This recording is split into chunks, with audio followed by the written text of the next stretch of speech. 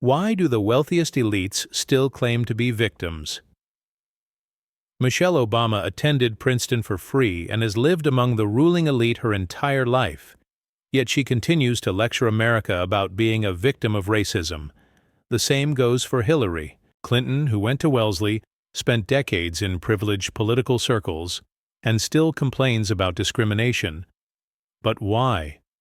Why do some of the most powerful people in America continue to push a narrative of victimhood? And here's something else to think about. Have you ever seen those side-by-side images comparing Jimmy Carter's modest home to Barack Obama's multi-million-dollar mansion? It speaks volumes about what has changed in American politics. If Barack Obama truly built his career on fighting inequality, then why is he living in Martha's Vineyard, one of the wealthiest, whitest communities in America? Shouldn't he be living among the people he claims to represent? Instead, he leveraged race politics to win the presidency and spent his 8 years in office stoking division, only to retreat to an exclusive, privileged enclave the moment he left the White House. Wait, did he really just say that? The silence in the studio was almost deafening after Tucker Carlson's guest completely dismantled the mainstream narrative surrounding the Obamas. This wasn't just another political critique. It was a brutal takedown of identity politics and the financial empire built on it. Even Tucker Carlson, no stranger to controversy, seemed visibly taken aback. But at this point, are we really surprised? The hypocrisy is too blatant to ignore. Before we dive into the shocking details that were exposed in this conversation, take a second to hit that like button and subscribe for more deep dives into stories the mainstream media won't touch. Subscribed? Great. Now, let's get into it. How did the Obamas amass a fortune? Here's a number that might make your jaw drop. When Barack Obama took office in 2008, his net worth was estimated at $1.3 million. Not bad for a U.S. senator, but nothing extraordinary. Fast forward to today, and his wealth has skyrocketed to an estimated $70 million or more. And we're supposed to believe this all came from book deals and speaking fees? Right. Because there's absolutely no possibility of backroom deals, political favors, or hidden financial networks funneling money into their pockets. But let's not stop there. Tucker's guest exposed the bigger picture: how identity politics has turned into one of the most profitable businesses in modern history. And guess who has cashed in the most? The Obamas, the Clintons, and the Bidens. They've transformed political victimhood into a multi-million-dollar industry, all while lecturing Americans about fairness and equality. The hypocrisy of the political elite. Here's where things get absurd. The same politicians who constantly talk about privilege, systemic oppression, and economic disparity are the ones buying multi-million-dollar estates in Martha's Vineyard and Hawaii. During his 2008 campaign, Obama ran on a message of unity, telling the country to move past race. Many Americans embraced that vision. But something changed.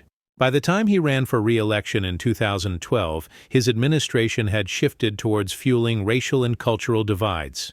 And Michelle Obama?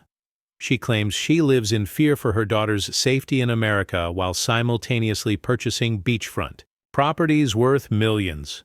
Are we supposed to believe she's struggling like the average American? Because last time I checked, truly oppressed people don't live in $12 million mansions on private islands. Michelle Obama even made a public statement about how she worries every time her daughters get in a car. They're driving, but every time they get in a car by themselves, I worry about what assumptions are being made by someone who doesn't know everything about them. But let's be real. Her daughters are among the most protected individuals in America. Unlike regular people, they don't have to worry about being pulled over without Secret Service protection right behind them. The big money behind political influence now. Let's break down the numbers. Barack Obama reportedly earns around $400,000 per speech. Michelle Obama? Up to $700,000. The Clintons? They've raked in over $230 million in post office speaking fees. And yet, we're supposed to believe they are being paid for their words alone. What exactly are they saying that's worth that much? The answer is simple. They're not being paid for their speeches. They're being paid for their influence. It's a classic pay-to-play game, and regular Americans aren't invited. And if you think it stops with speeches, think again. The real money comes from book deals, media partnerships, and so-called charitable foundations. The Obamas signed a $65 million book deal right after leaving office. The Bidens raked in $16 million in just 2 years after stepping down. The Clintons turned their foundation into a $230 million cash machine. And what do all these families have in common? They use their platforms to push division and identity politics, ensuring the money never stops flowing. The victimhood industry ever notice a pattern? Some of the wealthiest, most privileged people in America insist on portraying themselves as victims. LeBron James lives in a Beverly Hills mansion but constantly complains about oppression.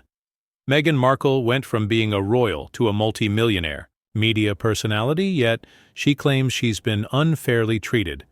The Obamas, who live in absolute luxury, tell Americans they're still struggling against injustice. Why do they do this? Because it's a distraction.